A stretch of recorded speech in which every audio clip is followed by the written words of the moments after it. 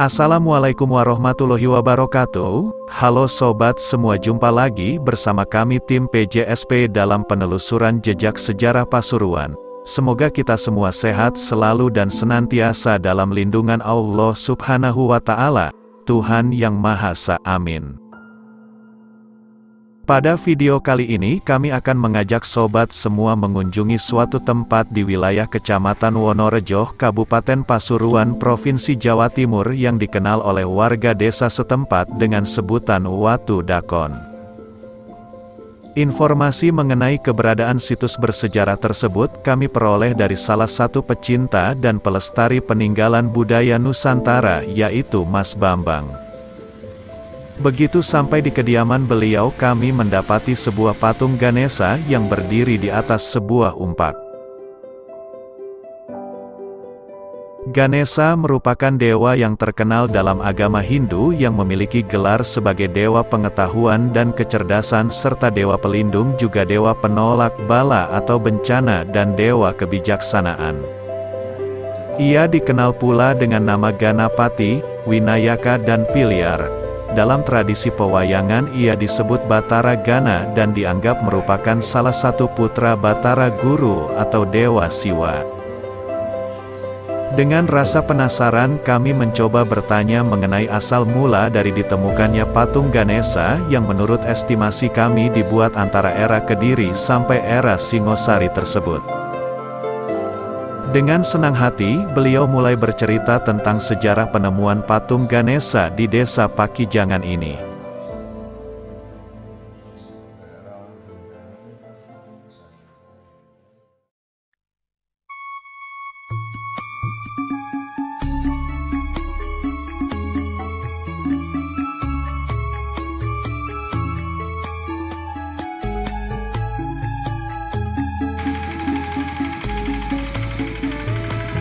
Suatu ketika seorang petani di desa Pakijangan yang bernama Bapak Sumadi membajak lahan pertaniannya menggunakan traktor. Selama bertahun-tahun dalam menggarap lahan pertaniannya, beliau tidak pernah menemui kendala apapun.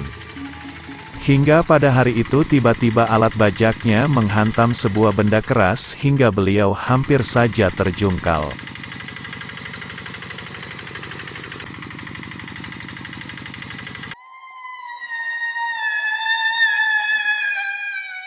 Dengan menggunakan kakinya, beliau mencoba meraba suatu benda di dasar lumpur yang telah menghalangi laju traktornya tadi.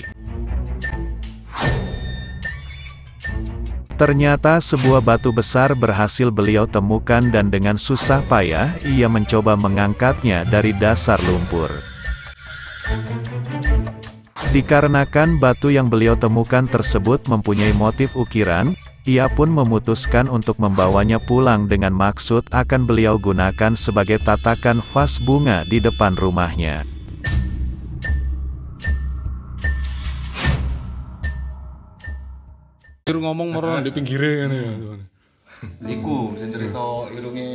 Kabar mengenai temuan batu bermotif akhirnya terdengar oleh Mas Bambang. Beliau pun segera menemui Pak Sumadi guna untuk mengamankan batu bermotif yang ternyata adalah sebuah patung Ganesha tersebut. Ternyata beberapa hari kemudian, Pak Sumadi kembali menemukan satu buah umpak di lokasi yang sama. Tol jembatan layang tol itu lewat untuk sumber tambang yang mana? Orang daerah Pasuruan ki ambek kan kuat kan saking mboten terekspos gitu. Makanya kalau ki ambek aktif kan PJSP ini lho kerana tiang-tiang semerap sejarah Pasuruan kan gitu tapi suka. Dan sumber dawet ini menurut batu lagi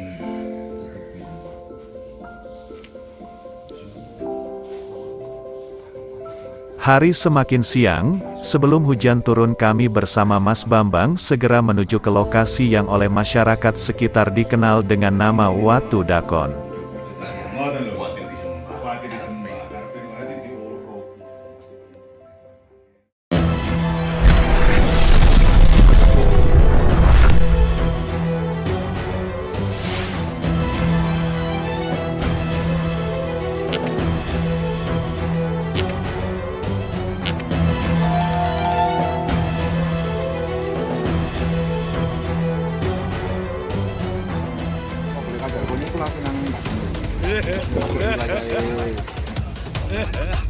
Rai wong ke ono. Ya niku anu lali kate kandha-kandha nang wong-wong sing anu ngono iku sejarah itu. Aku nang Pak Ketut barang durung tau cerita.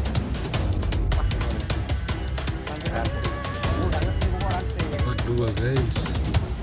Yang banyak diperjualbelikan, tetapi eksistensinya disebabkan pula karena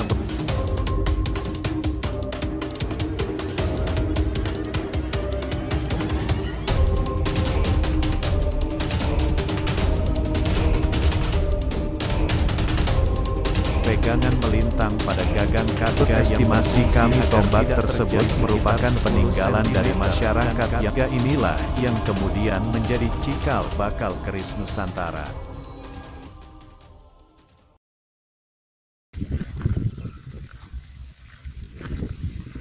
Perjalanan kami mulai dengan menyusuri pematang sawah di area desa Pakijangan yang padinya nampak sudah mulai menguning.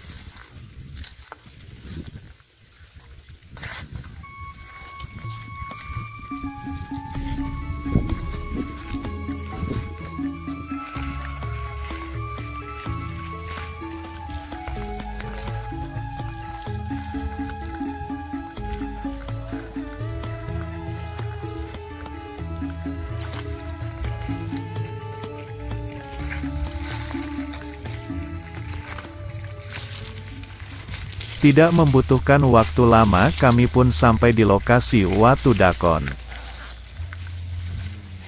Selain Watu Dakon, ternyata di sini juga terdapat Linggo Patok, yaitu sebuah lingga yang berdiri sendiri. Lingga tersebut adalah Sudolingga atau lingga semu yang cirinya tidak memiliki bagian segi enam. Lingga semu hanya memiliki bagian silindris dan persegi saja dan fungsinya adalah sebagai patok atau batas, misalnya batas halaman candi atau batas wilayah yang ditetapkan sebagai sima. Oleh karena itu lingga semacam ini disebut lingga patok.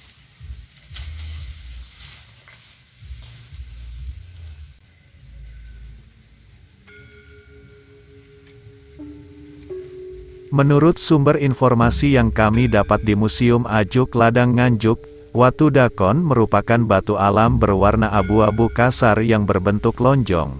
Pada salah satu sisi panjangnya dihaluskan atau diratakan, pada bagian yang dihaluskan dipahatkan lubang-lubang berjumlah 49 buah dengan 7 baris dan kolom yang diatur berjejer. Pada sisi pahatan lubang terdapat goresan berbentuk geometris. Fungsi Batu Dakon adalah sebagai pertanggalan dalam kaitannya dengan tradisi megalitik yang berlanjut hingga masa klasik. Adanya pendapat Watu Dakon berasal dari zaman megalitikum karena orang-orang di masa itu menggunakan batu untuk berbagai keperluan dalam kehidupannya, mulai dari untuk keperluan sehari-hari sampai pada acara ritual spiritual. Lokasi Watu Dakon di Desa Pakijangan ini tergolong unik, dikarenakan posisinya yang tepat berada di atas tepian sungai sedangkan lokasi di samping sebelah selatan merupakan area persawahan dataran rendah yang berundak sehingga tampak sekali bahwa aliran sungai mengalir di atas sebuah bangunan punden berundak. Selain itu sebagian masyarakat juga menyebut lokasi Watu Dakon dengan sebutan punden.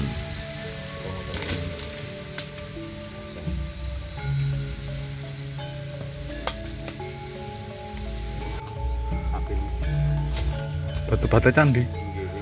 Menurut penuturan dari Mas Bambang bahwa beberapa tahun silam seorang petani sempat menemukan struktur batu bata kuno di sebelah timur lokasi Watu Dakon sewaktu hendak bercocok tanam. Kami pun mencoba mencari sisa-sisa peninggalan tersebut di area sekitar lokasi yang telah ditunjukkan oleh beliau. Di sini kami menemukan banyak sekali patahan-patahan batu bata kuno dan pecahan-pecahan gerabah serta beberapa patahan batu andesit bermotif yang menyebar hampir di seluruh lokasi sekitar Watu Dakon. Dari hasil pengamatan kami bahwa pecahan-pecahan gerabah serta batu bata tersebut naik ke permukaan sawah dikarenakan sewaktu proses penggarapan lahan tersebut oleh petani menggunakan bajak dan peralatan bercocok tanam lainnya. Dulunya warga masyarakat tidak menyadari bahwa lokasi persawahan mereka merupakan sebuah situs bersejarah. Namun seiring perkembangan zaman, para pemuda desa Pakijangan mulai menyadari dan mereka pun membentuk suatu perkumpulan pecinta sejarah budaya yang tergabung dalam paguyuban Watudakon Desa Pakijangan. Dengan adanya paguyuban tersebut, kondisi lokasi punden Watudakon tetap terawat dan terjaga. Tidak hanya para pemuda desa, namun seluruh warga masyarakat desa Pakijangan ikut andil dalam menjaga kelestarian benda-benda peninggalan bersejarah di desa tersebut.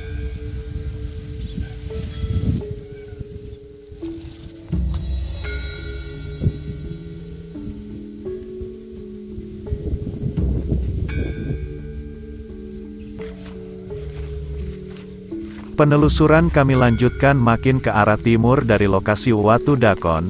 Di sini makin banyak kami temukan pecahan-pecahan gerabah di area pematang sawah.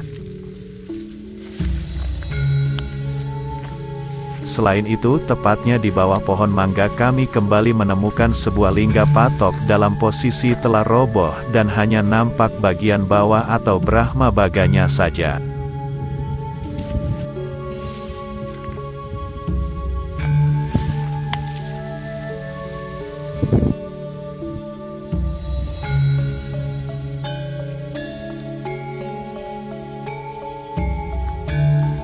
Temuan yang kami tengarai adalah sebuah lingga patok tersebut telah kami sampaikan kepada Mas Bambang.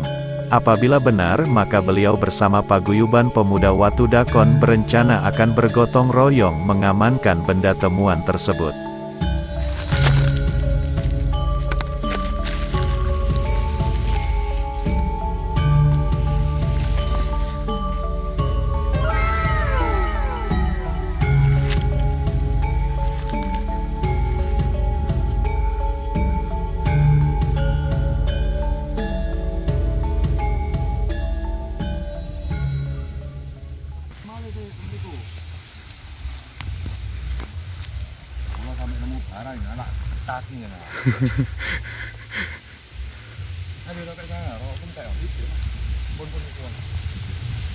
Pendeteksian menggunakan metal detektor kita mulai.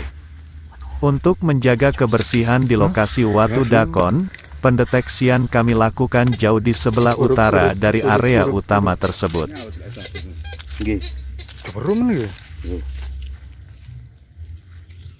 Di sini banyak sekali kami temukan paku serta bekas-bekas bungkus minuman energi.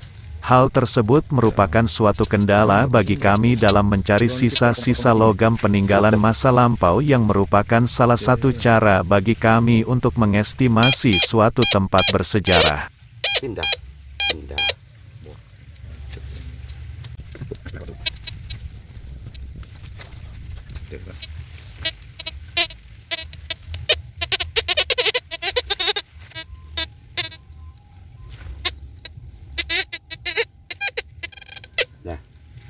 Gila lah,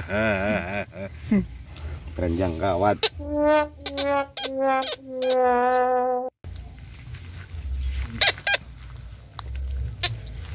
Tak selang berapa lama, akhirnya satu keping koin kuno jenis Satak Gobok kami temukan.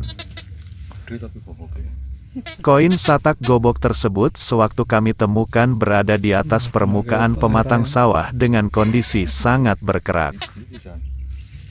Kami akan membersihkannya terlebih dahulu koin temuan tersebut dan semoga saja dapat kita ketahui dari era apa koin ini dulunya berasal.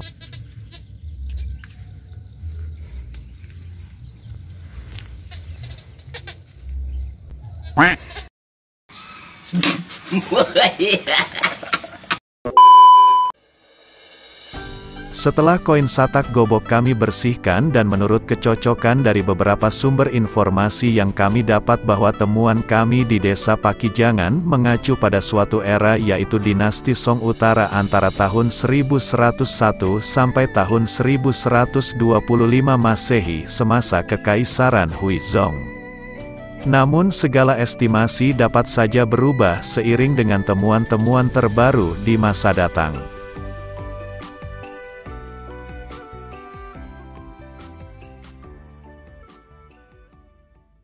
Nggih. Berikut ini adalah temuan watu dakon oleh warga masyarakat desa Pakijangan.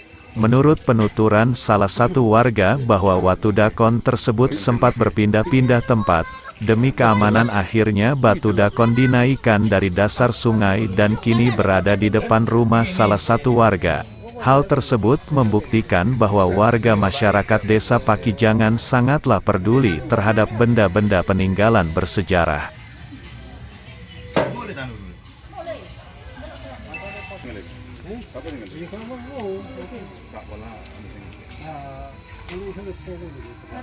Ndek kate mandi. Ngombe nek tirakat pitung dina pitung bengi gak mangan gak ngombe gak turu. Yo mandi. Sakniki nggih sampai 2 minggu HP-an tapi. Itu loh dua kumbu.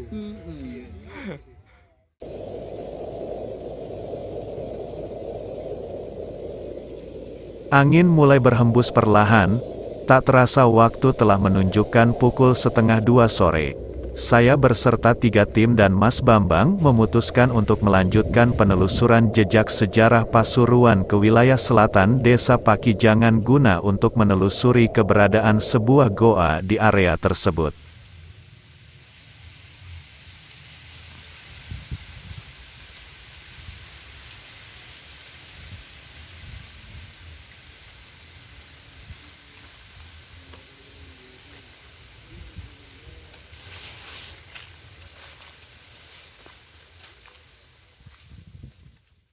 Thousand years later.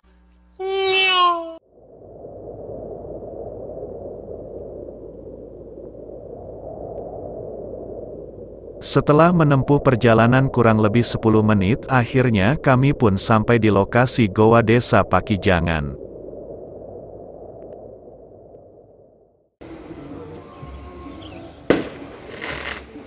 Dikarenakan pintu goa tidak nampak dari atas, kami pun mencoba menuruni tebing bagian samping goa tersebut.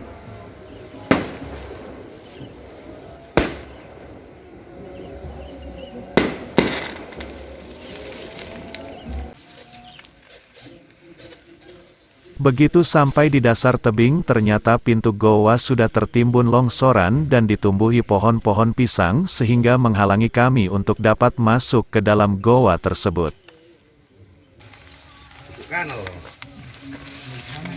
Dengan menggunakan alat penerangan berupa senter, kami mencoba melihat ke bagian dalam goa. Tapi percuma saja dikarenakan pintu goa yang tersisa tinggal beberapa bagian saja dan sangatlah sempit sehingga cahaya senter kami tidak dapat menerangi bagian dalam goa tersebut. Kami pun memutuskan untuk melakukan pendeteksian menggunakan metal detektor di lokasi bagian timur goa dan semoga membuahkan hasil seperti yang kita harapkan.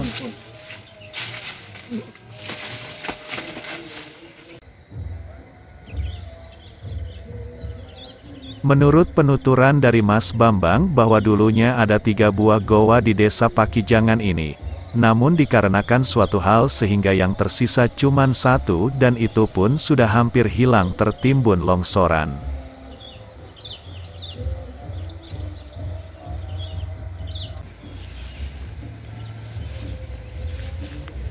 Pendeteksian menggunakan metal detektor mengarah makin ke selatan.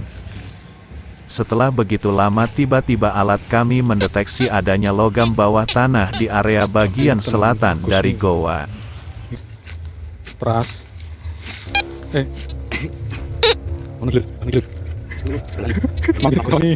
Seko yo ndak gelem. Nah, iya kok. Arek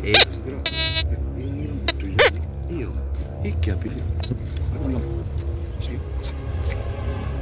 Ibu, temuan logam yang pertama ini menurut estimasi kami merupakan sejenis alat tukar yang dipergunakan pada era protoklasik. Posisi logam pada waktu kami temukan berada pada kedalaman 25 cm dengan kondisi berkerak dan terbuat dari bahan emas. Luwe wong iku asline memang. Proto-sejarah adalah suatu periode antara zaman prasejarah dan sejarah, di mana suatu masyarakat belum mengembangkan teknik menulis tetapi bukti keberadaan mereka dapat ditemukan dari sumber tertulis bangsa lain. Dalam rentang sejarah Indonesia, periode proto-sejarah terjadi pada masa permulaan tahun Masehi, dengan adanya sumber-sumber dari Yunani dan Tionghoa yang menyebutkan adanya wilayah di ujung timur yang menghasilkan rempah-rempah serta emas. Tulisan sejarah di Tionghoa menyebutkan adanya pemukim di pantai utara Jawa.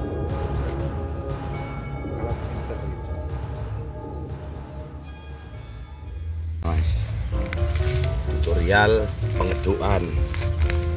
Tunggu sing ganteng. Rokokan. Iku.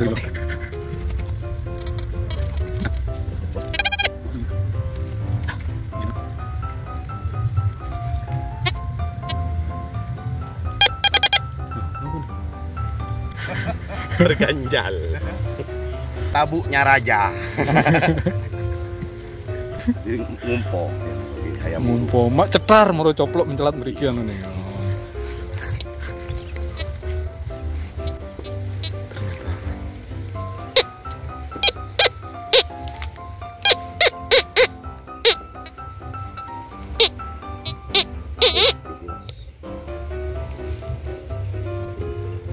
Oh. Malah terang. Baru balik lagi langsung keluar. Lokasi. Kembali mas. Nggih, pedo. Perunggu ta. Perunggu hijau mas. Penting lagi. Kembali ini mau bahan.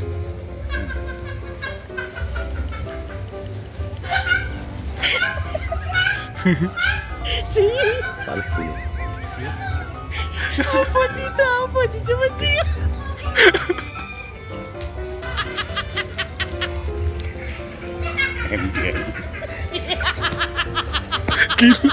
Gila.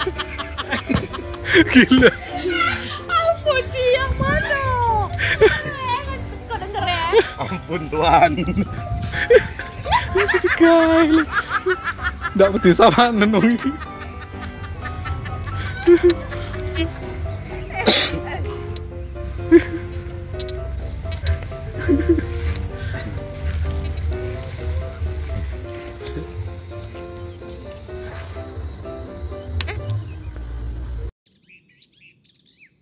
Oke sobat, sekian dulu video dari kami. Apabila ada kesalahan dalam pengucapan dan penulisan nama serta tempat, kami mohon maaf sebesar-besarnya.